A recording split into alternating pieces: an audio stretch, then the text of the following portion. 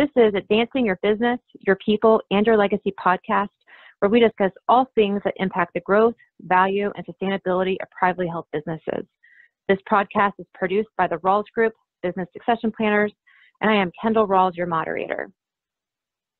In this series, focused on Where Are All the Leaders, Aisha Biscaro of the American Franchise Academy and Jeff Bannon of the Rawls Group will tackle unique challenges multi-unit franchisees face in recruiting, developing, and retaining top talent. This series covers a variety of discussion topics, so after you finish this installment, be sure to check back in to listen to the remainder of the conversation. Here we go.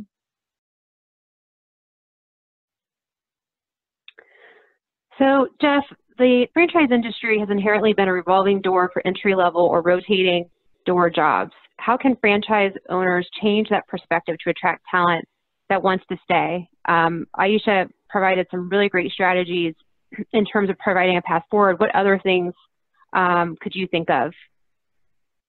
Well, I think that, a lot of that's out of the control of the employers. People want to take ownership of, turnover, but the fact is at those levels, minimum wage, life circumstances, mobility of people at that age all contribute to that fact. So there's a lot of that is unavoidable. I think that one of the strongest messages I've heard, in my career was, wanted to stick around was, hey, you're weird like the rest of us. This is going to be great. And there was just a sense of belonging in that kind of communication, which just comes from a recognition of culture and synergy. People aren't naturally going to be drawn to, obviously, brand, whatever the brand is, it's naturally going to be drawn to the other people in the organization. So, I think that having a synergistic culture is critical to retention, and whether it gives people incentive to stay beyond simply just identification with a brand and a paycheck. I think the other component here is understanding motivations are evolving as well.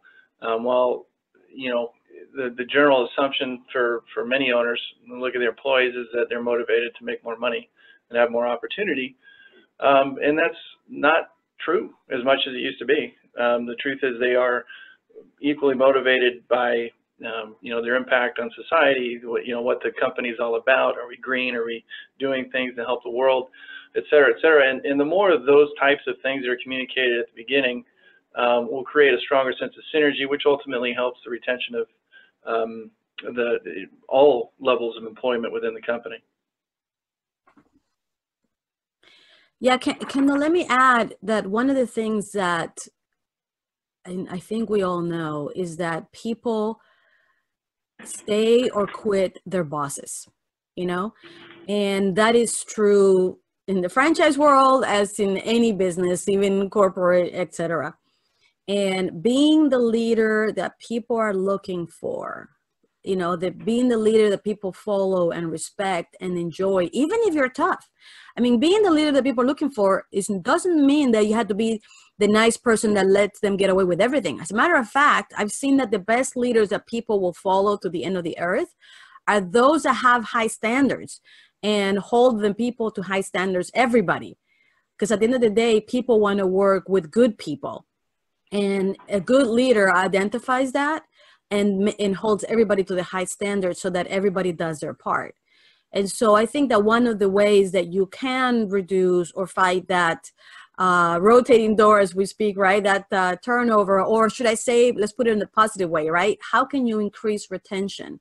And that is to be that person, that leader that people are looking for in an environment where they can thrive, do their job, feel supported, and not see other people, take advantage of them.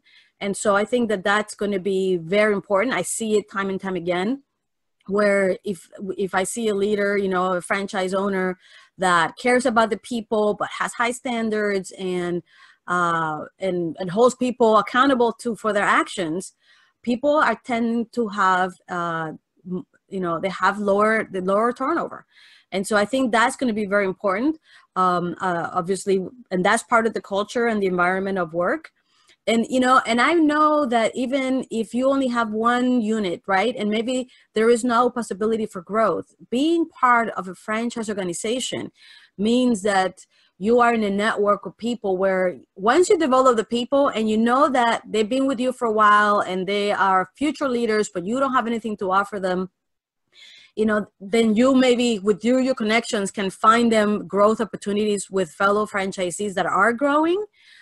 I mean, if people see that you care that much about them and you do something like that, people will stay. They will stay, and they know that when they're ready, you will find them, you know, that growth opportunity, if in fact you're not the one that's growing.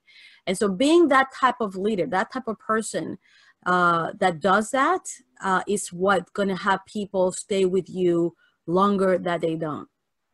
You know, again, people quit their bosses, not so much the companies or the job. And that's why who you are as a leader and how much you care about your people is going to be very important in this environment.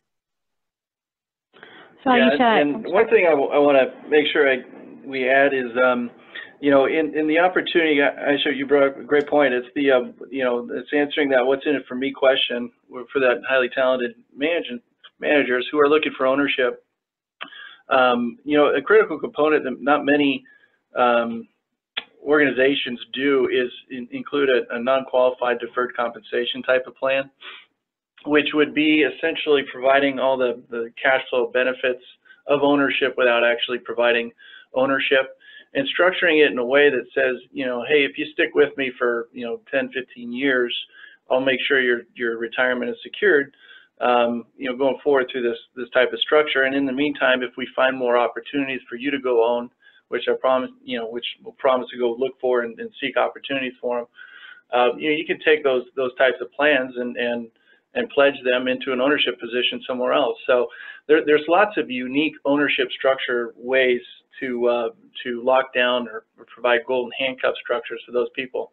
And this particularly comes into play when you have an age differential between the owner and the key manager, whereas the owner might be looking at it, you know, I want to stay involved as long as I feel like it, which is an undefined length of time, and you have a key manager looking at the owner saying, how long is the old man going to stick around? I better start looking for other opportunities, because if he retires, I don't want to go down with his ship. And so it overcomes a lot of those types of challenges through that process of developing a formal type of compensation or a golden handcuff plan. Advancing Your Business, Your People, and Your Legacy is produced by the Rawls Group and hosted by me, Kendall Rawls. Thank you to Aisha Basquero with the American Franchise Academy and Jeff Bannon, a succession planner with the Rawls Group, for their expertise and content contribution to this series. You can hear more of this discussion on the Rawls Group's website at www.rawlsgroup.com. Thanks so much.